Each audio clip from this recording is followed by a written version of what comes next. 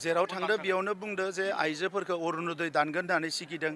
मायबा आसनि होआ होननानै सिगिदों दा आसनि होआ होनबाथ' बिनो सोर भट होनो अरुणोदय दानगोन होनबा सोर भट होनो दा बिखौ दाननायनि सिगाङावनो फेजेनना दोनबानोथ' लेथाया जोब्बायना आङो गासै 15 जोंनि जे समष्टि दङ बेयाव दिनै आंहा मोनब्रै प्रग्राम गायोबा जोबसिगोन आरो बेवहाय आं नुदों आं एबार रायजो राजाफोरजों सावरायदों गाहायाव थांनानै मिटिं खालामदों आरो जेरावबो नुदों जे गुबुन गुबुन दोलोखौ गाज्रि मोनग्रा गासैबो भटआ इउपिपिएलनियाव फैगोन आरो इउपिपिएलखौ गाज्रि मोनग्रा जेबो रावबो गैया साफा सानै गोजौनिया ओरै बारलाय बहा पावार मोनगोन बहा फैसा मोनगोन बिदि सोलिबाय थादों किन्तु इउपिपिएलजों जाय दङ बेथ' दंखायो इउपिपिएलआ आरो गुबुन गुबुन हारि माहारिनिफ्राय गुबुन गुबुन दोलोनिफ्राय ज' जानानै 25 to 30% भट मोननो थांगासिनो दङ दा नंखायनो आं बुंदों जे 15 समष्टिनि मादाव जोङो 10 निफ्राय 12 समष्टि देरहागासिनो दङ आरो 18 समष्टि हमोबा बाहेरावबो मोनथाम दङ जों 13सो समष्टिखौ जों देरहागासिनो दङ जिहेतु नोंथाङा दहाय बिबुंथियाव लाखिदों दि सिगिसुख' खालामनाय मोनसे थासारि सोलिदों राजखान्थि जेराव थांदो बेयावनो बुंदो जे आइजोफोरखौ अरुणोदय दानगोन होननानै सिगिदों मायबा आसनि होआ होननानै सिगिदों दा आसनि होआ होनबाथ' बिनो सोर भट होनो अरुणोदय दानगोन होनबा सोर भट होनो दा बिखौ दाननायनि सिगाङावनो फेजेनना दोनबानोथ' लेथाया जोब्बायना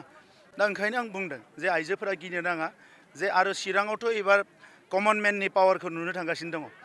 साफा सानै लिडारफ्रा ओरै जादों किन्तु कमन मेन जायखौ साधारन मानसि होननानै बुंदों जोंनि आइ आफा रायजो राजा बे चिराङाव सिडलियाव थांखि लाबाय जे इउपिपिएलखौनो देरहाहोगोन रन्जित बसुमतारी बिथांखौनो देरहाहोगोन थांनाय 5 बोसोर इएम थानाय समाव गोबां खामानि बिथाङा मावदों रायजो राजानि थाखाय दा बेखौनो दिनै रायजो राजाफ्रा खाबु मोनफिनदों थांनाय बिटिसि इलेक्सनाव खाबु मोनाखैमोन जिहेतु बिथाङा बिनि बिजाथि नङामोन दा बिथाङा बिजेथि जानाय लोगो लोगो फिन खाबु मोनदों रायजोफ्रा पुरा भट होगोन 25,000नि बांसिन भट मोननानै रन्जित बसुमतारी बिथाङा दिसपुराव थांगासिनो दङ सिडली ओनसोलनि आरो बर' माहारिनि खामानि मावनो थाखाय बिपिएफ जिल्लाया बुंदों दि नोंथांमोना बिसायख'थिनि सिगां मोनफ्रोमबो रिजनाव देरहायो नाथाय रिजाल्टनि फिथाइनि उनाव नोंथांमोना जेनो बिथांमोननि सानखान्थिया गासिबो फेलार होननानै एबार नुगोन बिथांमोना बुंनायावथ' गासैखौबो बुंनो हायो किन्तु एबार नुगोन एबारनि रिजाल्टनि उनाव आं बिथांमोननि बाथ्राखौ बुंगोन थेंक इउ साया लानानै गोबां मानसिफोरा गोबां सुबुंफोरा जिउ खुंदोंमोन एबा पार्टि सलायदोंमोन दा दिनै बिथांमोना बारलांजोबनानै नोंथांमोननि पार्टिखौ खुरै मुजुबाय माने ओरैनो बार बारबाय थायोब्लाबो बिफांनि बिलाइ गोरानफ्रा सिरिबाय थायो बारहुंखा फैयोबा गोथां बिलाइफ्राबो सिरियो बिनि ओंथिया बे नङा जे बिफाङा थैगोन बिनि उनाव गोदान बिलाइ ओंखारो स'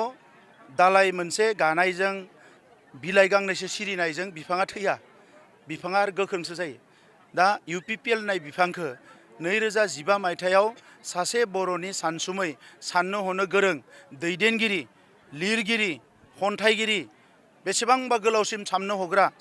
हाग्रा इउजि ब्रह्म बिथाङा बे इउपिपिएल दोलोखौ दादों जौ सेरेब सादा बिरि जाग्रा मानसि नङा 24 घन्टा हारिनि सानग्रासो स' इउपिपिएल होननाय बिफाङा एसेबां गोरलै नङा आरो बेवहाय फैनानै 2020आव जों खामानि मावदों रोंगोरा नार्जारि जयन्त बसुमतारी आं फैदों दिनै दिपेन बर' बिथाङा फैदों दा नंखायनो बियो लासै नुलांगोन जे इउपिपिएलआ बोरै खामानि मावो